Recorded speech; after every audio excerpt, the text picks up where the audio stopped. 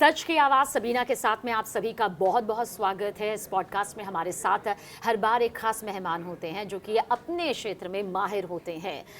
अनिल राय जी हमारे साथ मौजूद हैं। आप मार्केट एक्सपर्ट हैं। शेयर मार्केट में क्या कुछ चल रहा है, सोने चांदी की कीमतों को लेकर क्या उछाल सामने आ रहा है, क्या उतार चढ़ाव की दुनिया कह रही है, और पैसे की पाठशाला के जरिए अब तक बहुतों का फायदा यहाँ पर अनिल जी आपके ज्ञान के जरिए, आपकी राय के जरिए हो चुका है। सबसे पहले बहुत बहुत स्वागत है आपका। बहुत बहुत धन्यवाद, बहुत बहुत धन्यवाद, और आपके दर्शकों का भी बहुत बहुत धन्यवाद जो हमारी इस लाइकिंग को बहुत लाइक कर रहे हैं और बहुत ज़्यादा उसको देखते हैं। और जब भी सोने की बात होती है तो उन्हें लगता है कि जल्द आपको सुन लिया जाए ताकि कुछ फायदा उनका यहाँ पर हो सके। पहला सवाल यही है, युद्ध जारी है, भयानक युद्ध जारी है, और इस भयानक युद्ध के बीच सोने चांदी की कीमतों में वो उतार चढ़ाव देखने को मिल रहा है जिसके बारे में सोचा नहीं गया था। पहले लगा अरे युद्ध हो रहा है, दाम गिर जाएंगे, फिर लगा बढ़ जाएंगे, पर ये सब क्या चल रहा है? देखिए, माना ये जा रहा था कि युद्ध होगा तो दाम बढ़ेंगे, क्योंकि जनरली युद्ध जब होता है कहीं भी तो सोने के दाम बढ़ जाते हैं। ये एक कॉमन रूस यूक्रेन में हमने देखा। हाँ, वो एक तरीके से सामान्य अवधारणा है कि जब भी कहीं लड़ाई होती है, जियोपॉलिटिकल टेंशन बढ़ती है तो सोने के दाम बढ़ जाते हैं। इस बार भी सोच रहे थे लोग, लेकिन हुआ बड़ा उल्टा। हुआ ये कि दाम बढ़े नहीं, वहीं रुके रहे और थोड़ा बहुत करेक्शन ही देखने को मिल रहा है अब थोड़े दिनों से। कारण ये है कि लोगों को समझना होगा कि ये जो दाम बढ़े हैं या जो दाम नहीं बढ़े उसके पीछे की कहानी क्या है। कहानी ये है कि ये जो लड़ाई हुई, लड़ाई हर बार अलग अलग कारण से होती है। रूस और यूक्रेन की लड़ाई का कारण अलग था। इस बार जो लड़ाई हुई है वो पेट्रोल को लेकर के हुई है, और ईरान पूरी दुनिया का 20% सप्लाई जो है वो जिस रास्ते से जाती है वो रास्ता बाधित हुआ, और उसकी वजह से पेट्रो डॉलर जो है, देखिए पेट्रो डॉलर जो है वो ट्रिगर हुआ, उसकी प्राइस ट्रिगर हुई। डॉलर जो लगातार, सोना घट ही क्यों रहा था, सोना घट इसलिए, सॉरी, सोना बढ़ इसलिए रहा था क्योंकि जो डॉलर है, डॉलर की डिमांड इस दुनिया में धीरे धीरे कम हो रही थी, जिसकी वजह से सोना एक सेफ एसेट बन रहा था देशों के लिए। अब जब से ये लड़ाई शुरू हुई है तो पेट्रोल के दाम आपने देखे किस तरह, ऑयल एंड गैस के दाम बढ़े हैं, तो सडनली आप जो है डॉलर की जो डिमांड जो घट रही थी वो काफ़ी तेज़ी से बढ़ गई। डॉलर इंडेक्स जो इस समय बहुत अपने 5 साल के निचले स्तर पे चल रहा था, अभी इस समय लगभग 100 यूनिट तक आ गया, जो 100 तक पहुंच गया। 100, ये डॉलर इंडेक्स की बात कर रहा हूं मैं दर्शकों को बता दूं, ये इंडिया और यूएस डॉलर की रेट नहीं है, डॉलर इंडेक्स एक होता है, उसकी बात कर रहे हैं। वो 100 के ऊपर जैसे जैसे जाएगा सोने में और गिरावट देखने को मिल सकती है। देखिए, बहुत आसान शब्दों में, बहुत आसान लहजे में हम दर्शकों को अब बताएंगे कि आने वाले वक्त में सोने चांदी के प्राइस गिरेंगे या फिर बढ़ेंगे, क्या उतार चढ़ाव देखने को मिलेगा। अनिल जी, सवाल ये कि स्ट्रेट ऑफ होर्मुज को जैसे ही बंद किया गया, लगभग ये बंद हुआ, तो कच्चे तेल का भंडार, बड़ा संकट आया, वैश्विक तौर पर ये संकट हमें देखने को मिला। इसका असर आपको लगता है कि सोने की कीमतों में देखने को सीधे तौर पर मिला है? हाँ, एकदम। देखिए, जब स्ट्रेट ऑफ हॉर्मुज में डिस्टर्बेंस हुआ तो लगभग देखिए पूरे वर्ल्ड का 20% और इंडिया का लगभग 40 to 50% ऑयल जो है उसी रास्ते से आता है। पूरा ये अर्थव्यवस्था का आप आंकड़ा बता रहे हैं, बिल्कुल तो सही पूरी अर्थव्यवस्था का। तो अब जो है ऐसा नहीं कि केवल हमारा देश, पूरी दुनिया, 20% भी पूरी दुनिया का बहुत ज़्यादा होता है, और ये इसने पूरी दुनिया को प्रभावित किया, और उसकी वजह से डॉलर की जो प्राइसेस थी ना वो तेज़ी से बढ़नी शुरू हो गई। अभी $100 यूनिट के आसपास जो है वो 100 का आंकड़ा पार कर चुका है डॉलर इंडेक्स। और ये मैंने पिछले वीडियो में कहा था कि जैसे ये 100 के ऊपर क्रॉस करेगा सोने में गिरावट आनी शुरू होगी, क्योंकि सोना जब ये डॉलर वैश्विक स्थिति में जब इसकी मजबूत होगी ना, तो फिर सोने की कीमत जो उसकी डिमांड है उसमें कमी आएगी, क्योंकि जैसे जैसे डॉलर मजबूत होगा वैसे वैसे उतना ही सोना खरीदने के लिए आपको ज़्यादा डॉलर देना पड़ेगा, क्योंकि इंटरनेशनल मार्केट में ये डॉलर में ही ट्रेड होता है। तो इस नाते यहाँ पर जो उसकी डिमांड जो चल रही थी उसमें कमी आई, बल्कि उसमें उल्टा हुआ। कई जगहों पर ऐसी संभावना हुई थी। अब रियलिटी तो थोड़ी दिनों बाद पता चलेगी कि जो ये ऑयल एंड गैस प्राइसेस बढ़ी हैं, जिसको हम एनर्जी प्राइसिंग बोल रहे हैं, एनर्जी प्राइसेस जो बढ़ी हैं जिसकी वजह से देशों को ज़्यादा अपने खर्चे करने पड़े, उसकी भरपाई उन्होंने इस बढ़े हुए डॉलर के रेट पर सोने को बेच के की। लेकिन अनिल जी, अगर एक आम निवेशक के लहजे से हम समझे तो आज एक आम निवेशक ये जानना चाहता है कि ईरान अपनी तरफ से कह रहा है कि कि भाई मैं तो पीछे नहीं हटूंगा, एकदम। अंजाम तक यहाँ पर इजराइल को पहुंचाऊंगा, अमेरिका को मुंह तोड़ जवाब यहाँ पर दिया जाएगा, ट्रंप को करनी का फल भुगतना होगा। अमेरिका कह रहा है कि ईरान को अगर लगता है स्ट्रेट ऑफ हॉर्मूज को बंद करके वो कोई बहुत बड़ा असर डाल सकता है तो अमेरिका पर इसका उतना असर नहीं पड़ेगा। ये सारी चीजें सामने आ रही है, तो ऐसी स्थिति में सोने का भाव आपको क्या लगता है आने वाले 2 से 3 महीनों की प्रेडिक्शन क्या कहती है बाजार की दृष्टि से? देखिए, ये जो इस बार की जो ये टेंशन है, ये टेंशन सीधे सीधे पेट्रोल की प्राइस को यानी कि ऑयल एंड गैस के प्राइस को अफेक्ट कर रही है, और ये जितना ज़्यादा इनकी प्राइसेस बढ़ेंगी उतनी ज़्यादा डॉलर स्ट्रांग होगा। डॉलर और सोने का उल्टा रिलेशन है। डॉलर जब वीक होना शुरू होगा तो सोने में आपको खरीदारी दिखाई देगी, डॉलर जब स्ट्रांग होना शुरू होगा तो सोने में आपको बिकवाली दिखाई देगी। तो ये एकदम सीधा सा रिलेशन है। तो सबसे बड़ा इंडेक्स जो है वो हमेशा डॉलर इंडेक्स को हम मानते हैं। जब सोने के फ्यूचर डिसाइड करना होता है तो हम पहले डॉलर इंडेक्स को देखते हैं। तो डॉलर इंडेक्स अभी तक बढ़ता हुआ दिखाई दे रहा है। $100 के बाद कल कुछ दिन पहले भी कल के दिन में थोड़ा करेक्शन आया था, जिसकी वजह से आज सोने में थोड़ी सी एक सपोर्ट देखने को मिली। लेकिन अभी फिर देखिए, मार्केट बहुत वोलेटाइल चल रहा है, तो अभी फिर जो है डॉलर इंडेक्स 100 के ऊपर जाता हुआ दिखाई दे रहा है, और सोने में जो बढ़ोतरी थी वो धीरे धीरे कूल ऑफ हो रही है। तो ये सिचुएशन जो है, ये वोलेटिलिटी थोड़ा सा वोलेटाइल रहेगा। अच्छा, ये वोलेटिलिटी बनी रहेगी 1-2 महीने तक। मुझे नहीं लग रहा है कि सोने में कोई बहुत बड़ा हम उछाल देखने को हमें मिलेगा। अगर डॉलर इंडेक्स 100 के ऊपर 104, 105 तक चला जाता है तो बल्कि आपको सोने में एक गिरावट देखने को मिलेगी। जी अच्छा, अब निवेशक ये जरूर जानना चाहते हैं, जो हमारे पास सवाल भी आते हैं कि युद्ध के इस पूरे मैदान के दौरान, युद्ध की जो परिस्थितियां चल रही है, जो ईरान, इजराइल, अमेरिका का ये युद्ध हो रहा है, ऐसे दौर में सोना इस वक्त यानी कि इस वक्त मौजूदा वक्त में खरीदना, क्या ये समझदारी का फैसला है या फिर इंतजार यहाँ पर निवेशक को करना चाहिए? जैसे मैंने दर्शकों को बताया कि देखिए, हर जो टेंशन होती है ना, हर बार जो वॉर या जो डिस्टर्बेंसेस होते हैं, सबके कारण अलग अलग होते हैं। तो आपको ये समझना होगा कि ये जो डिस्टर्बेंस इस बार हो रही है ईरान के साथ, इसका जो कारण है और उसका इकोनॉमिक इम्पैक्ट कहाँ पड़ेगा। तो जैसे रशिया और यूक्रेन की जब लड़ाई हुई थी ना, तो उसमें हमारा इसका कोई लेना देना नहीं था, ऑयल एंड गैस सप्लाई का ज़्यादा फर्क नहीं था। लेकिन यहाँ पर सीधे सीधे पूरे वर्ल्ड के एनर्जी प्राइसेस प्रभावित हो रही हैं। तो यहाँ पर ऐसी स्थिति में तुरंत जाकर के सोना खरीद लेना जो है बुद्धिमानी नहीं है, क्योंकि यहाँ पर उल्टा असर देखने को मिल रहा है। आप देखिए, उधर लड़ाई चल रही, इधर सोना गिर रहा है। बिल्कुल सही कह रहे हैं। ठीक है, तो कई बार मुझसे, मेरे पास बहुत लोगों के क्या है, भाई लड़ाई होने में तो हम समझते थे कि सोना बढ़ेगा, लेकिन अभी तो लड़ाई हो रही है और सोना तो कूल ऑफ हो रहा है धीरे धीरे। तो उनसे यही समझाना है, उनको यही कहना है कि देखिए, आपको समझना होगा कि इस बार की जो लड़ाई है उसका कारण क्या है, उसकी जड़ क्या है। उसकी जड़ है ऑयल। और सबीना जी देखिए, ये दुनिया में कहीं ना कहीं एक तरीके से खींचातानी चल रही है। कुछ दिन पहले अगर आपने देखा होगा, हमने आपके चैनल पे आपके साथ ही बात किया था, मेटल में बहुत ज़बरदस्त रैली चली थी। उस समय सोने, चांदी, एल्युमिनियम और साथ में कॉपर, सब में रैली आई थी। उस मेटल को इस दुनिया में सबसे ज़्यादा जो कंट्रोल करता है कंट्री, वो है चाइना। चाइना इस दुनिया का सबसे बड़ा माइनर है, सबसे ज़्यादा मेटल जो है, मिनरल्स उसके पास वो कंट्रोल करता है। अब अमेरिका चाहता है कि देखिए, ये नेचुरल रिसोर्सेज की लड़ाई है। अमेरिका चाहता है कि ठीक है, मेटल में तो मैं उतना स्ट्रांग नहीं बन सकता, तो ऑयल एंड गैस को मैं अपने कब्जे में कर लूँ। जिसका आपने शुरुआत देखा कि वेनेजुएला का ऑयल पे उन्होंने कब्जा किया पहले। अब दूसरा चीज़ है कि ये ईरान जो है, ईरान के ऊपर भले न कब्जा करें, बट उनका पर्पज़ है कि ये स्ट्रेट ऑफ हॉर्मुज और ईरान को फ्री कर दें, वहाँ के रिजर्व्स को फ्री कर लें। तो पूरे ऑयल के ऊपर में अमेरिका का कंट्रोल काफ़ी हद तक हो जाएगा।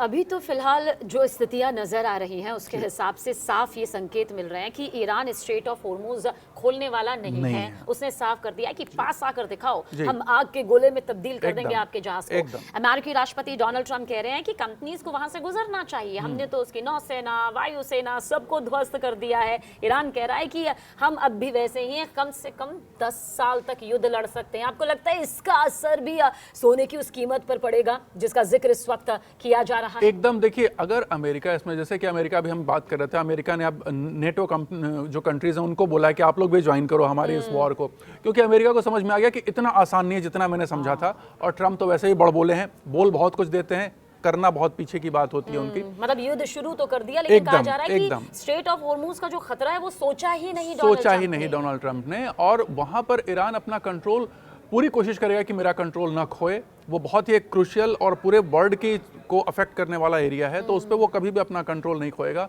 अमेरिका का इंटेंशन है कि उसको हम ईरान के क्लचर से फ्री कर लें। हाँ जी। तो उससे काफ़ी अमेरिका के लिए बेनिफिट हो जाएगा। तो ये दोनों तरीके की लड़ाइयाँ चल रही हैं। अब इसमें देखिए इंटरेस्ट कौन जीतता है कौन हारता है तो समय बताएगा, लेकिन इसमें ये सिनेरियो लंबा चलने का दिख रहा है, इतनी जल्दी शांत हुआ तो दिखाई नहीं दे रहा है। ऐसी परिस्थिति में अगर सोने की बात की जाए तो बस सोने का एक ही चीज़ है, अगर अमेरिका किसी वजह से अमेरिकी डॉलर कमज़ोर पड़ता है तो सोना एक बहुत अच्छा निवेश है। लेकिन अगर किसी वजह से अमेरिकी डॉलर स्ट्रांग होता हुआ दिखाई देता है तो उस समय उस समय सोने में अवॉइड करे खरीदना। तो अनिल जी 2025 में सोने ने निवेशकों को, इन्वेस्टर्स को भर भर कर फायदा दिया, ऐसा फायदा दिया जिसमें हम रोजाना बैठते थे और कहते थे कि इतना % फायदा मिल गया। निवेशक जो हैं वो बहुत खुश हैं, जो अपना सोना बेचना चाहते हैं उनकी बल्ले बल्ले हो गई। 2026 आप कैसा देख रहे हैं 2025 के मुकाबले सोने में इन्वेस्ट करने वालों? देखिए 2026 में अभी भी हम ये मान के चल रहे हैं कि ये जो भी कुछ उठापटक की चीज़ चल रही है ये बहुत लंबी नहीं चलेगी, क्योंकि देखिए पूरी दुनिया में जो एनर्जी रिजर्व है वो बहुत कम है। हमारे देश के पास भी बहुत ज़्यादा नहीं है, हालांकि वो हमारे टैंकर पास हो जा रहे हैं वहाँ से, बट इस स्थिति में बहुत ज़्यादा नहीं चल पाएगा। आप देखिए नॉर्मल लाइफ अफेक्ट होने लगी है। हाँ जी। ठीक है, गैस सिलेंडर्स पे असर पड़ने लगा है, इंडस्ट्रीज पे असर पड़ने लगा है, तो घरों तक असर पहुँच चुका है।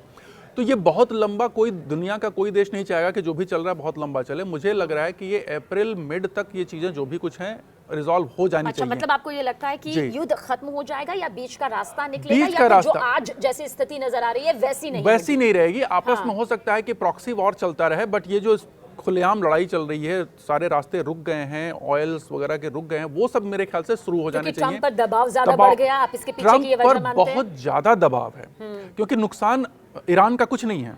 ईरान तो अपनी जगह बैठा हुआ, वो तो तैयार है हम लड़ लेंगे, 5 साल हम लड़ाई कर लेंगे। अभी तो हमने आपको सस्ते वाले हथियार से मारे हैं, जो हमारे जो मेन हथियार हैं वो तो हमने भी रखे हुए हैं, वो हम बाद में यूज करेंगे। तो वो तैयार है लड़ने के लिए। नुकसान अमेरिका का बहुत ज़्यादा है और अमेरिका के ऊपर प्रेशर बहुत ज़्यादा है कि आपकी इस शुरुआत की वजह से जो है पूरी दुनिया पर असर पड़ रहा है। तो इसलिए उनको किसी भी हालत में इस मैटर को 1-8 महीने या मैक्सिमम 2 महीने के अंदर में ये मैटर सुलझता हुआ दिखाई देगा। और इसका सोने की कीमतों पर क्या असर पड़ेगा? जैसे ही ये मैटर सुलझेगा, जैसे ही ऑयल की प्राइसेस कूल ऑफ होंगी, सोना ऊपर भागना शुरू करेगा। क्योंकि यही अभी डोनाल्ड ट्रंप कह रहे थे कि अभी तो ये युद्ध की स्थिति है, जैसे युद्ध खत्म होगा तेल की कीमतें फिर से वहीं आ जाएंगी। तेल की कीमतें जैसे नॉर्मल होती हैं, सोना भागना फिर शुरू करेगा। एकदम। और ये आप अप्रैल का मिड बता रहे हैं कि मतलब तब तक कोई ना कोई रास्ता आ जाएगा। मिड अप्रैल तक ये मुझे लग रहा है कि ऐसा हो जाएगा। और बाकी तो आप काफ़ी ज्योतिषियों से बात करती हैं, आपको पता है कि मैंने आपके इसमें सुना कोई अंगारक योग चल रहा है जैसा। जी मैं काफ़ी आपकी चीज़ों को देखता हूँ। तो देखिए हम कहते हैं ना कि धर्म और विज्ञान दोनों एक दूसरे के साथ शायद 2 या 5 अप्रैल को ये खत्म होने वाला है, तब तक ये लड़ाई बड़ाई हो सकता है शांत हो जाए तो बहुत बड़ी रिलीफ मिलेगी दुनिया को। जी। और कहते हैं कि एक मजबूत कड़ी तभी बनती है जब धर्म और विज्ञान एक दूसरे का विरोधी ना होकर एक दूसरे के साथ आगे बढ़ता है, क्योंकि धर्म तो ये कहता है कि ये योगी बने जिनसे ये पूरा युद्ध यहाँ पर हुआ है। अच्छा ठीक है, क्योंकि आप बहुत अहम बात यहाँ पर कर रहे हैं कि जैसे ही बीच का कोई रास्ता निकलता है तो उसके बाद तेल की कीमतें अपने उस जगह पर आएंगी और सोने के भाव बढ़ना शुरू हो जाएंगे। तो एक बार फिर से पूछना चाहेंगे 2026 में सोने में निवेश करने को लेकर क्या राय अनिल जी आप? देखिए 2026 में सोने में निवेश, जिन लोगों को निवेश करना है, जिन लोगों ने पहले निवेश किया हुआ उनको कुछ नहीं करना, उनको बैठे रहना। जिनको नया निवेश करना है, मुझे ऐसा लग रहा है कि ये जैसे जैसे ऑयल की कीमतें बढ़ेंगी आप धीरे धीरे सोने में आप खरीदारी करते जाएं। सोना जो है, जो लेवल बता दूं, अभी 5000 के आसपास चल रहा है, 5050 के आसपास US डॉलर के टर्म्स में बता रहा हूं मैं। ये 48,000 इसका एक बहुत स्ट्रॉन्ग, 4800 इसका बहुत एक स्ट्रॉन्ग सपोर्ट है। तो अगर वहां तक आता है तो फिर आप और एक खरीद सकते हैं, खरीदारी कर सकते हैं, क्योंकि जैसे ये 1-1.5 महीने में प्राइसेस कूल ऑफ हो जाएंगी, आपको सोने में बहुत बढ़िया तेजी दिखाई देगी। तो जैसे जैसे ऑयल प्राइसेस बढ़े, आप वैसे वैसे सोने में हल्का हल्का निवेश करते रहिए। और ये भी नहीं जानते कि कब अचानक से जैसे युद्ध शुरू हुआ तो क्या पता बीच का रास्ता। देखिए ऑयल की खासियत है, देखिए ऑयल और सोने में बड़ा फर्क है। ऑयल की खासियत है, सोना एक बार जिस रेट पे चला जाता है वहां से नीचे बहुत कम आता है और फिर वो उस पर 5 साल बाद ऊपर ही मिलता है। ऑयल के साथ ऐसा नहीं है, ऑयल एकदम फ्लक्चुएटिंग है, वो बहुत शॉर्ट टर्म के लिए ऊपर जाता है, फिर लॉन्ग टर्म में फिर वो नीचे आ जाएगा। और अब तो वैसे ही पूरी दुनिया दुनिया इसका सब्स्टिट्यूट ढूंढ रही है। देखिए अभी ये जो लड़ाई हुई है इसमें पूरी दुनिया ने इसको फेस कर लिया, इवन हमारी कंट्री भी फेस कर चुकी है कि देखो इसकी वजह से हमारी पर्सनल लाइफ अफेक्ट हो चुकी है। तो यहाँ की गवर्नमेंट ऑलरेडी, मतलब मेरा मानना है कि वो इतने सक्षम है और इतने तेज हैं कि उन्होंने शुरू कर दिया होगा। लेकिन जो मुझे लगता है कि आने वाले समय में क्या शुरुआत होगी, न्यूक्लियर पावर पर बहुत तेजी से जोर दिया जाएगा ताकि हम इंडिपेंडेंट हो जाएं एनर्जी के ऊपर में। दूसरी चीज़, हाइड्रोजन वाले थीम को बहुत तेजी से फोर्स किया जाएगा, क्योंकि अब हमें फ्यूल के नाम पर हाइड्रोजन को ज़्यादा यूज़ करना होगा फ्यूचर में। इवन इंडस्ट्रियल यूज़ भी है उसका और कमर्शियल यूज़ भी है, आप गाड़ियों में भी यूज़ कर सकते हैं। तो ऑयल पर जितनी कम डिपेंडेंसी, जितनी जल्दी हम आ पाएंगे उतनी जल्दी हमारी इकोनॉमी फ्री हो जाएगी। अच्छा अनिल जी, एक सवाल जो हर किसी के जहन में यहाँ पर सामने आ रहा है, खुद मेरे भी जहन में ये सवाल यहाँ पर है। हमने देखा वैश्विक स्तर पर ईरान, इजराइल, अमेरिका के इस युद्ध ने किस तरह से तेल के भंडार को लेकर बड़ी वैश्विक तौर पर समस्या खड़ी कर दी। लेकिन आपको लगता है कि भारत की जो रणनीति रही वो वाकई काबिले तारीफ रही? हमने अमेरिका से भी किसी तरह का कोई दुश्मनी मोल लेने वाला काम नहीं किया। इजराइल के भी प्रधानमंत्री से बातचीत, वहां की भी गवर्नमेंट से बातचीत, और ईरान से भी बातचीत ऐसी हुई कि हमारे जहाज देखिए यहाँ पर पहुंचे, और इनका पहुंचना भारत की, आपको लगता है आज वैश्विक तौर पर सबसे बड़ी ताकत है? इससे बड़ी ताकत और इससे बड़ी मतलब कूटनीतिक जीत किस की मतलब हो ही नहीं सकती। आप देखिए तीन देश लड़ रहे हैं, इजराइल, अमेरिका और ईरान, और इंडिया के रिलेशन तीनों से अच्छे हैं। अच्छे हैं, बिल्कुल सही। ठीक है, इजराइल हमारा बहुत अच्छा मित्र है, अमेरिका के साथ भी ठीक है संबंध, और ईरान से भी बहुत अच्छे संबंध है। तो हमारी रुकावट कहीं भी नहीं आ रही है।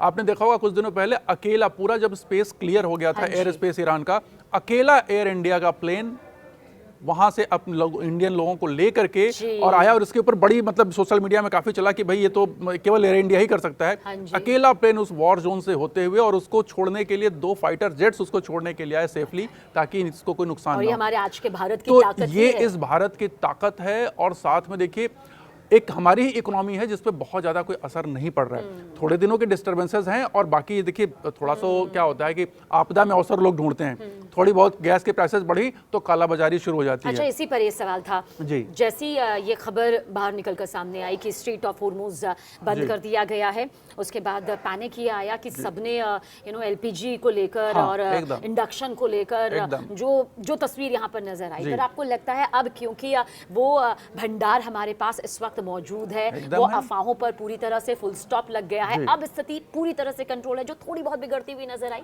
हाँ, एकदम हो जाएगी। और देखिए ये तो मतलब मेरा एक्सपर्टाइज एरिया नहीं है, लेकिन फिर भी एक आम नागरिक होने के नाते जो मैं अनुभव कर पा रहा हूँ आसपास में, कि मुझे नहीं दिख रहा है कहीं भी कि बहुत ज़्यादा है। हाँ ज़रूर कुछ एरियाज में थोड़े समय के लिए आई थी, उसका भी कारण था कि जो सप्लाई एजेंसियां थी वहाँ कुछ लोग कालाबाजारी में जुट गए थे। अदरवाइज गवर्नमेंट की तरफ से या मैन्युफैक्चरिंग इंडस्ट्रीज की तरफ से कहीं कोई दिक्कत नहीं थी। इंडियन ऑयल ने क्लियर कर दिया कि हमारे पास एम्पल प्रोडक्शन है, बाकी जो कंपनीज उन्होंने भी कह दिया कि हमारे पास एम्पल सप्लाई है, कहीं भी कोई घबराने की आवश्यकता नहीं है। और पीएनजी वगैरह जो है, जो पाइप गैस हैं, वो तो लगातार चल रहे हैं, उनमें तो कहीं कोई रुकावट है ही नहीं। जी जी जी। इन सब को अगर हम शेयर मार्केट से जोड़कर देखें, क्योंकि आप हर दिन शेयर मार्केट को बहुत करीब से न सिर्फ देखते हैं बल्कि उसे जीते हैं, यहाँ पर तेल को लेकर, तेल भंडार को लेकर, कच्चे तेल की पूरी कीमतों को लेकर, सोने चांदी के प्राइस को लेकर इस वक्त मार्केट में आपको बहुत बड़ी हलचल नजर आ रही है, या फिर आपको लग रहा है कि निवेशक इतना समझदार हो गया कि वो वैश्विक तौर पर देख रहा है कि अभी चल क्या रहा है? नहीं, एकदम निवेशक बहुत समझदार हो चुका है, और निवेशक बहुत अवेयर भी हो चुका है पहले के मुकाबले। उसको हर चीज़ पता रहती है। आज वो सोशल मीडिया से कनेक्टेड हर आदमी है, तो उसको हर चीज़ पता रहती है कि कब कहाँ क्या हो रहा है, और उसको उतनी ज़्यादा बेचैनी नहीं है कि वो कोई उसको बरगला दे। एकदम थोड़ा भी अगर कह लीजिए कि समझदार व्यक्ति होगा तो उसको इन सब चीज़ों से असर नहीं पड़ना। उसको पता है कि नहीं, ये सब चीज़ें टेम्परेरी हैं, बल्कि वो आपदा में अवसर ढूंढने वाली बात है कि भाई इस समय कहाँ पर है। और दर्शकों के लिए मैं बता दूं कि इस समय अगर आपको निवेश करने की सोचना है तो आने वाले समय में एनर्जी सिक्योरिटी बहुत बड़ी थीम होने वाली है हमारी देश की। तो जो कंपनियां, स्पेशली आप देखोगे इलेक्ट्रिसिटी जनरेशन, क्योंकि अब जो है नेचुरल जिसको कहते हैं फॉसल फ्यूल से शिफ्ट होकर के इलेक्ट्रिक की तरफ चीजें जाएंगी। तो इलेक्ट्रिक और हाइड्रोजन, ये 2 थीम आपको आने वाले समय में दिखाई देगी। आप मिनरल की थीम को देखिएगा, जो माइनिंग की कंपनियां हैं वहां आपको बहुत ज्यादा मूवमेंट दिखाई देगा। तो ये मेरी तरफ से दर्शकों के लिए है कि अगर आपको स्टॉक मार्केट में अभी मौके तलाश नहीं, क्योंकि बाजार में गिरावट है, तो गिरावट में ही तो आपको खरीदारी की जाती है सही शेयरों की। तो आप इन चीजों पर फोकस करें, एनर्जी सेक्टर पर फोकस कर सकते हैं, आप माइनिंग सेक्टर पर फोकस कर सकते हैं। अभी भी मेटल इंटैक्ट है, आगे इसका रन बना लॉन्ग टर्म में आप कह रहे हैं ये लॉन्ग टर्म के लिए, एकदम लॉन्ग टर्म के लिए ध्यान रखिएगा इस पर। और एक सेक्टर जिसको हम अभी कह रहे हैं कि दूरी बना के रखें, वो है आईटी सेक्टर। हमने पहले भी कहा था कि आईटी सेक्टर से दूरी बना के रखें, अभी लगातार गिरता चला जा रहा है। कि इस पर हमें अगली बार अलग से पॉडकास्ट करेंगे कि आखिर शेयर मार्केट में वो कौन से नए अवसर हैं जिनमें इन्वेस्ट किया जा सकता है। अच्छा, आने वाले वक्त में अब जब त्योहारों का मौका आ जाएगा, फिर शादियों का पूरा ये दौर चलना शुरू हो जाएगा, आपको लगता है कि उसके लिए अभी से अगर निवेशक निवेश करना चाहते हैं गोल्ड में तो भी कर सकते हैं या फिर इंतजार करें? देखिए, ऑयल प्राइसेस बढ़ी हुई हैं, बढ़ती जा रही हैं। जैसे जैसे बढ़े आप वैसे वैसे गोल्ड को एक्युमुलेट करते जाइए, क्योंकि जिस दिन ये कूल ऑफ होनी शुरू होंगे गोल्ड प्राइस बहुत तेजी से भागेगी। देखा जाता है कि शादियों से पहले या त्योहारों के वक्त में ही लोग सोना चांदी खरीदने के लिए निकलते हैं। अभी भी जैसा आपने कहा था कि 2026 में हम सोने को कहाँ देखते हैं, तो अगर आपको याद हो, आपके चैनल पे हमने बात की थी कि 2026 के अंत तक 2 लाख के आसपास सोना टच कर जाना चाहिए। अभी भी आप उसी में एकदम मैं अभी भी बना हुआ हूं उसी जगह पर, क्योंकि मैं ये मान के चल रहा हूं कि ऑयल प्राइसेस बहुत लंबे समय तक बढ़ी नहीं रहेंगी और जब ये कूल ऑफ होंगी तो बहुत तेजी से कूल ऑफ होंगी, तो उसका सीधा असर आपको डॉलर के प्राइस पे पड़ेगा और डॉलर के गिरते ही सोना उछाल लेगा। सोना लॉन्ग टर्म के लिए ज्यादा बेहतर माना जाता है। शॉर्ट टर्म के लिए कहा जाता है कि आप चाहें तो इन्वेस्ट कर सकते हैं, लेकिन जो फायदा आप लॉन्ग टर्म के लिए सोच रहे हैं उस हिसाब से फिर आपको थोड़ा समझौता करना पड़ेगा। अनिल जी, क्या लगता है जब हम लॉन्ग टर्म कहते हैं तो कितना लॉन्ग टर्म, क्या वो अवधि यहाँ पर आप निवेशकों को बताना चाहेंगे कि इतने साल तक के लिए? तो आप कम से कम 5 साल, कम से कम 5 साल सोने के लिए। 5 साल से कम आप सोचिए मत। 5 साल में आपको ये बहुत, देखिए पहले एफडी करते थे या एनएससी खरीदते थे, 5 साल की होती थी। आजकल की डेट में एनएससी डबल करती नहीं है, ठीक है।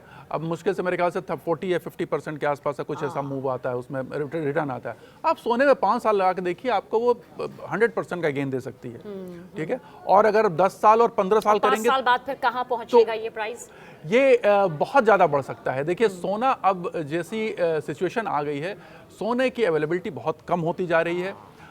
2030 के आसपास जो हमारा अंदाज़ा था कि ये करीब, हमने बोला भी था आपके यहाँ कि भाई 5 लाख के आसपास ये पहुँचने की उम्मीद है, हम अभी भी उसी आंकड़े को मान करके चल रहे हैं कि वहाँ ये जा सकता है। 10 साल के बाद तो सोना बहुत तेज़ी से बढ़ेगा, क्योंकि उसकी अवेलेबिलिटी बहुत ही ज़्यादा कम हो जाएगी। तो यानी आप क्या आज के जेनजी को ये कहना चाहेंगे कि अगर वो आज से सोने में निवेश करना शुरू कर देते हैं तो 10 साल बाद का वो जो सपना आज वर्तमान में देख रहे हैं वो पूरा करने के लिए उनके पास अच्छा खासा वो अमाउंट होगा, जिसके बारे में आज हम सब इस पॉडकास्ट के जरिए बात कर रहे हैं? एकदम होगा। सोने में निवेश हमेशा और हमेशा, पास्ट में भी, प्रेजेंट में भी और फ्यूचर में भी, सोने का निवेश सबसे बढ़िया निवेश है और ये स्थिति बदलने वाली नहीं है। ये निश्चिंत जो जेनजी है वो ये सोचता है कि वो प्रॉपर्टी खरीद ले, वो पॉलिसी यहाँ पर खरीद ले, लेकिन अब गोल्ड ईटीएफ में, गोल्ड में इवन बहुत ज्यादा रुझान जा रहा है। जी एकदम। और अगर प्रॉपर्टी खरीदने की बात होती है तो मैंने पहले भी कहा था और अभी भी कह रहा हूँ, प्रॉपर्टी खरीदने में आप फ्लैट खरीदेंगे तो आपको रिटर्न बढ़िया नहीं मिलता। अगर जिसको प्रॉपर्टी खरीदने वो लैंड खरीदे, लैंड की भी सप्लाई लिमिटेड है, गोल्ड की भी सप्लाई लिमिटेड है, तो ये वो चीजें हैं जो आपको बड़ा रिटर्न भविष्य में देंगी। ये रियल एसेट्स हैं, तो रियल एसेट्स आप जितना ज्यादा ले सकते हैं। तो लैंड की तो देखिए, लैंड की तो एक लिमिटेशन है और हर व्यक्ति लैंड नहीं खरीद सकता। आप छोटे अमाउंट से लैंड नहीं ले सकते, ठीक है। लेकिन वही छोटा अमाउंट अगर आप गोल्ड सोने में लगा सकते हैं, तो फिर आपको थोड़ा थोड़ा करके आप सोने में लगा सकते हैं कि बहुत अच्छा फायदा यहाँ पर मिलेगा। 2026 के आखिर तक आप गोल्ड प्राइस कहाँ पर जाता हुआ? लगभग 2 लाख के आसपास मैं अभी भी मान के चल रहा हूँ। 1,80,000 इसका ऑल टाइम हाई है। 2026 के आखिर तक आपको ये 2026 के आखिर तक अभी काफी समय है हमारे पास। हम अभी मार्च में बैठे हैं, दिसंबर तक जाते जाते ये 2 लाख टच कर जाएगा, ऐसा मेरा अनुमान है। कोई दावा नहीं है, लेकिन मेरा अनुमान है। ये जो युद्ध की परिस्थितियां चल रही है अनिल जी, इसलिए आप ये कह रहे हैं? नहीं, युद्ध की परिस्थितियां में तो आप देखिए कहां बढ़ा। हाँ, नहीं बढ़ा, हम उस हिसाब से नहीं बढ़ा जिस हिसाब से सोचा था। ये एक लॉन्गर एनालिसिस है, लॉन्गर टर्म एनालिसिस। मैं जो बात बोल रहा हूं वो मैं आपको 10-15 सालों के आंकड़े को लेकर के बात कर रहा हूं, क्योंकि 10-15 सालों बाद करीब 15 से 20 साल में गोल्ड के रिजर्व जो है लगभग खत्म हो जाएंगे दुनिया से। तो उस बात को लेकर के मैं कह रहा हूं कि अगर वो खत्म होने हैं तो इस रेट से इसको बढ़ना होगा। अनिल जी से जान लेते हैं कि गोल्ड कब खत्म होने वाला है, यानी कि जो सोना आपको नजर आता है। अच्छा अनिल जी, हमने ये पिछली बार भी किया था, लेकिन काफी सारे लोगों का ये कहना था जिनको शायद ही कंफर्म है, इस बारे में जानकारी नहीं है, उनका ऐसा कैसे कह दिया गोल्ड कभी खत्म नहीं हो सकता, ये सोना ये सिर्फ कहने वाली बात है, कोई भी कह सकता है। हम चाहेंगे आप आज दर्शकों को ये साफ बताएं कि कब आप मानते हैं कि सोना खत्म हो जाएगा और वो दुकानों में नहीं मिलेगा, हमारे आसपास नहीं होगा, आसपास होगा लेकिन खरीदने के लायक नहीं होगा। देखिए, अगर यहाँ से 25 से 30 साल के बाद की बात करूं तो सोना दुकानों में मिलना लगभग बंद हो जाएगा। 30 साल बाद सोना नहीं मिलेगा। सोने की दुकानें शायद ही मिलें आपको, क्योंकि वो अब सोने की केवल रिसाइकलिंग होगी। जो, और ये मैं नहीं कह रहा हूँ, मेरी बात जो कुछ बाजार के जो विशेषज्ञ हैं, जो स्पेशली जो सोने और इसके जो जियो माइनिंग वगैरह के एक्सपर्ट होते हैं, जो भूगर्भ वैज्ञानिक जिनको हम कहते हैं, जिनको पता होता है कि कहाँ कितने मिनरल्स के डिपॉजिट हैं, कहाँ क्या है, उनसे जो हमारी बात हुई है, उनका कहना है कि 25 से 30 सालों में जितना ज्ञात अभी तक सोर्स है, ज्ञात जितना नोन सोर्स है, अननोन सोर्स अगर कोई निकला है तो वो अलग सिचुएशन है। अभी जितना पता है उसके बारे में सोने की दुकान है, लेकिन आप ये कह रहे हैं कि तब नहीं होगी, 20 साल या 25-30 साल बाद। हाँ, क्योंकि हम बहुत तेजी से उसको यूज करते चले आ रहे हैं। एक देखिए, हमारी पॉपुलेशन इस समय 8 बिलियन से ऊपर हो चुकी है पूरे अर्थ की, और ये दुनिया में हिस्टोरिकली सबसे बड़ी पॉपुलेशन है, और इसका कंजम्पशन, हमारी कंजम्पशन की स्पीड पिछले 100 साल या 50 साल पहले जो थी, अभी उसकी कई गुना ज़्यादा बढ़ चुकी है। और जिनके पास सोना होगा, हम उन्हें किस नजरिए से देखेंगे? जिनके पास भर भर का सोना होगा, जिनके पास भर भर के एकदम जिनके पास भर भर के सोना होगा, मिला जाएगा एकदम। देखिए, पहले भी था, पहले भी राजा महाराजाओं के खजाने में सोने ही भरा हुआ रहते थे। आगे भी वही, आगे भी वही। हीरा कम हो गया, हीरा तो अब आर्टिफिशियली बनने लग गया है। अब एक ही चीज रह जाएगी जो सोने की, मैं भविष्य में भी बता दूं, वो ये है कि धरती का सारा सोना निकल चुका रहेगा। अब सोने की खोज में फिर इंसान जो है वो स्पेस में जाना शुरू करेगा, क्योंकि स्पेस में बहुत सोना अवेलेबल है। अच्छा जी, स्पेस में बहुत सोना अवेलेबल है। धरती का सोना खत्म, अब इंसान अंतरिक्ष की उड़ान सोने के लिए करेगा। जीवन की तलाश के लिए जा रहे हैं, और वो वहां से लाना डेफिनेटली बहुत महंगा पड़ेगा, तो सोने के रेट हमेशा आपको ऊपर ही मिलेंगे। अच्छा, मुझे लगता है कि ये हमारी सबसे कैची लाइन बन जाएगी कि अब सोने के लिए अंतरिक्ष की उड़ान। और ये उड़ान कब होगी? ये उड़ान की देखिए ऑलरेडी तैयारी चल रही है। ये जो हमारे एलन मस्क हैं, उनके जो ये जितने प्रोजेक्ट चल रहे हैं, उनका खुद का एक विजन है, क्योंकि उन्हें पता है कि और भी उन्हें नहीं, बहुत से वैज्ञानिकों को पता है कि हमारे इस सोलर सिस्टम में बहुत से मीटियोराइट्स हैं, जो उल्का पिंड हम जिनको बोलते हैं, जिन पर सोने के भर भर के मतलब डिपॉजिट है, बल्कि माना जा रहा है कुछ तो सोने के भी हो सकते हैं, छोटे छोटे उल्का पिंड। तो उनको पकड़ना, उनसे माइनिंग करके उनको वापस ले आना वहां से, ये अपने आप में बहुत बड़ा एक प्रोजेक्ट है। हंसी मजाक से हम लोग बिल्कुल दूर नहीं। ये जो बात है, ये आप समझिए, हम और आप आज धरती में हैं, लेकिन अंतरिक्ष की दुनिया में सालों पहले कदम बढ़ा दिया गया था। तो सोने के लिए जो ये कदम बढ़ाया जा रहा है, तो यानी कि धरती से सोना खत्म होगा और फिर अंतरिक्ष की उड़ान होगी। लेकिन आपको लगता है कि आज हर कोई ये जानना चाहता है कि वो सोने में जो अपना इन्वेस्ट कर चुका है, जो चाहता है कि किसी वजह से वो सोना बेचना चाहता है, तो क्या उसके लिए ये वक्त सही है? अगर किसी देखिए, पहले मैं कहता हूं, अगर आपके पास दूसरा कोई ऑप्शन है तो उसको चुन लीजिए। सोने को मत बेचिए, क्योंकि सोना एक बार आपने बेच लिया तो फिर आप सेम क्वालिटी का, सेम क्वांटिटी का सोना नहीं खरीद पाएंगे, आपको महंगा खरीदना पड़ेगा। और वही चीज़ है कि कभी भी सोने के आभूषण बेचे ना, या सोने के इन्वेस्टमेंट आपने एक बार कर दिया तो उसको सदा के लिए मान के चलिए, लंबी अवधि के लिए रखिए और भूल जाइए उसको। अभी कम से कम आप बस 10 साल वेट कर ले, 10 साल बाद आपको खुद समझ में आ जाएगा कि क्या है सोना, कहां पर सोना। आप बस सोना खरीदें और 10 साल उसको भूल जाए। 10 साल के बाद सोना आपको बता देगा कि आपने सही किया कि गलत किया।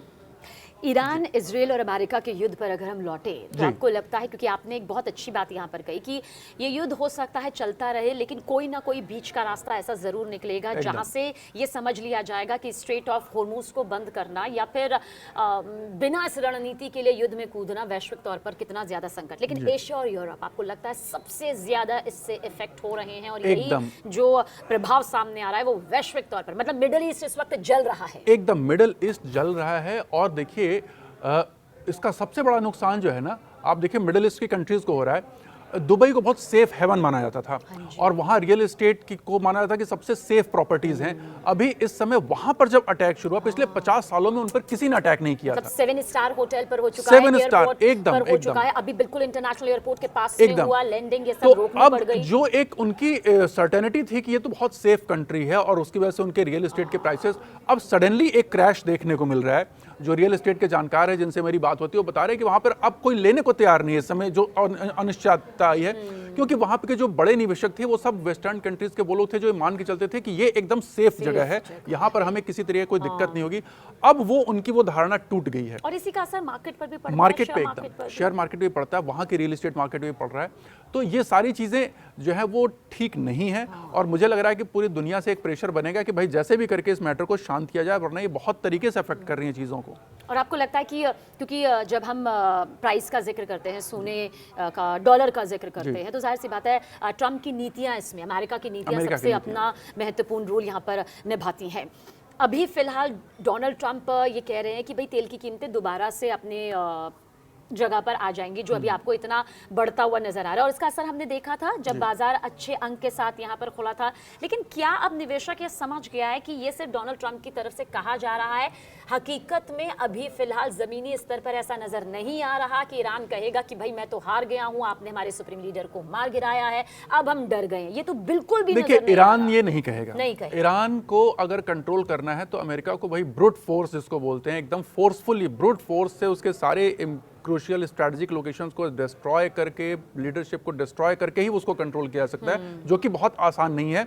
ईरान के पास भी बहुत से एम्युनिशंस हैं और वो काउंटर अटैक बहुत तगड़ा दे सकता है। दूसरी चीज़, अमेरिका बहुत दूर से आता है, अमेरिका ना पास में नहीं, अमेरिका को बहुत दूर से आना पड़ता है लड़ने के लिए, और उसके पास और आसपास ऐसी कंट्रीज़ हैं जिनका बहुत ज़्यादा नुकसान होता है, तो वो प्रेशर अमेरिका पे बनाती हैं कि आप इसको स्टॉप करो वरना हमारे ऊपर असर हो रहा है। दूसरी चीज़, ऑयल को लेकर, देखिए अमेरिका की सारी लड़ाई जैसे मैंने कहा ये ऑयल के लिए है, और ये ऑयल अपने आप में, वो ऑयल के क्षेत्र में अपने आप को सबसे प्रोमिनेंट कंट्री, अभी भी ऑयल प्रोसेसिंग सबसे बड़ी ऑयल प्रोड्यूसिंग कंट्री अमेरिका ही है, लेकिन वो ऑयल पर कंप्लीट कंट्रोल चाहता है, और उसका एक आपने असर भी देखा। और उसमें इंडिया के स्ट्रेटेजिक मैं बात करना चाहूँगा कि इंडिया की जो कंडीशन वो बहुत ही ज़्यादा स्ट्रेटेजिकली स्ट्रांग है, क्योंकि अभी आपने देखा कि हमारे देश की जो सबसे बड़ी ऑयल रिफाइनिंग कंपनी है उसके साथ एक करार किया है, जो दुनिया का सबसे बड़ा कॉन्ट्रैक्ट हुआ है कि अमेरिका में दुनिया की सबसे बड़ी रिफाइनरी लगेगी, और वो हमारे देश की सबसे बड़ी जो रिफाइनिंग कंपनी है, मैं नाम नहीं लेना चाहूँगा क्योंकि हमारे चैनल का सारा प्रबंधन उन्हीं के हाथ में है,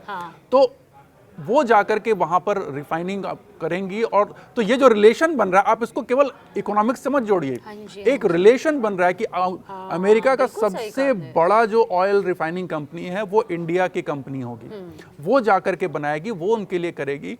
तो जो हमारे रिलेशन बन रहे हैं, कहते हैं देखिए किसी से अच्छा रिलेशन बनाना होता है तो व्यापार का रिलेशन सबसे अच्छा रिलेशन होता है। तो जब अमेरिका और इंडिया के जब आपस में रिलेशन इस तरीके के बन रहे हैं, फ्यूचर में बनते हुए दिखाई दे रहे हैं, तो हमारी कंट्री के लिए कहीं से कोई डिस्टर्बेंस होने की फ्यूचर में चांसेस नहीं दिख रहे हैं, और ये हमारी इकोनॉमिक ग्रोथ को और प्रोपेल करेगा और तेजी से आगे बढ़ाएगा। तो विन विन सिचुएशन इस पूरे जियोपॉलिटिकल जो डिस्टर्बेंस है उसमें इंडिया के लिए विन विन सिचुएशन है, और जैसे ये सब मैटर शांत होता है, ये बहुत तेजी से हमारी कंट्री की ग्रोथ को बढ़ाएगा।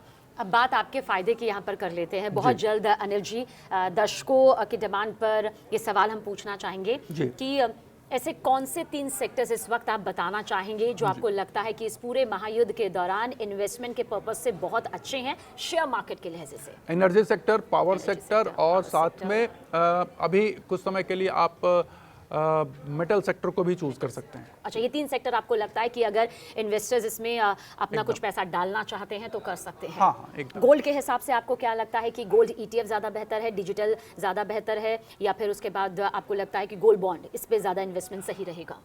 ये अपनी अपनी प्रेफरेंस होगी, लेकिन सबसे कन्वीनियंट जो है वो गोल्ड ETF है। गोल्ड बॉन्ड में लॉक इन है तो उसमें आवश्यकता नहीं है। हालांकि गोल्ड बॉन्ड में लॉक इन होने का फायदा भी रहता है कि आप बीच में उसको बेच नहीं सकते, तो आपका अपने आप निवेश बन जाता है, आपकी जो टेंडेंसी है सेल करने की वो रुक जाती है। लेकिन फिर भी ETF सबसे बेटर है। ETF में आप अपने हिसाब से उसको टाइमिंग कर सकते हैं, अपनी सेल की और बाइंग की टाइमिंग, तो ETF सबसे ज़्यादा प्रेफरेबल है। और सोने में आपको क्या लगता है कि कितना अपनी प्रोफाइल का % यहाँ पर इन्वेस्ट इस वक्त करना ही चाहिए? 15 से 20%, मैंने पहले भी कहा था, अभी भी 15 से 20% मेरा मानना है कि गोल्ड में, क्योंकि गोल्ड एक बहुत क्रूशियल मेटल हो चुका है और निवेश के लिए सबसे अच्छी धातु इस समय बनी हुई है, सबसे बढ़िया निवेश इस समय गोल्ड में है, तो 15 से 20% जरूर आप गोल्ड में निवेश करके रखें। बहुत बहुत शुक्रिया अनिल जी, इस पॉडकास्ट के जरिए एक बार फिर से इस महायुद्ध के बीच में ये बताने के लिए कि किस तरह से सोना फायदेमंद साबित हो सकता है, किस तरह से शेयर मार्केट में निवेशक अपनी जिंदगी का एक महत्वपूर्ण हिस्सा लगा सकते हैं और खुद को महफूज कर सकते हैं। बहुत बहुत शुक्रिया अनिल जी। बहुत बहुत धन्यवाद।